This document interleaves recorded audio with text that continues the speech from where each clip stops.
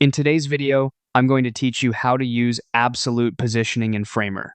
To get started, open Framer and head into your projects. Once you're there, click on the page you want to work on so it opens in the editor. This is where you'll be able to control how elements are placed on your canvas. Next, click on any element you want to position more precisely. This can be an image, a text layer, an icon, or really any object on the canvas. Selecting the element first is important, because Framer only shows its positioning controls when that specific layer is active. With the element selected, move over to the right sidebar and look for the Position section. This is where Framer lets you control how the element behaves inside its parent frame. By default, many elements are set to Relative Positioning, which means they flow more naturally within the layout. Now click on Relative and change it to Absolute. As soon as you do that, the element can be placed independently inside its parent container.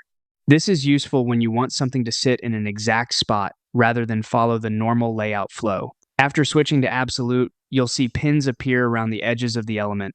These pins are key to controlling placement. Click the dots you want to activate so they turn blue. When a pin is active, the element becomes anchored to that side of the parent frame. For example, pinning to the top and left keeps the element locked to those edges as the parent changes. Finally, set exact spacing by typing values into the input boxes. These numbers control the pixel distance between the element and the edges of its parent. This gives you precise alignment and helps keep your design consistent.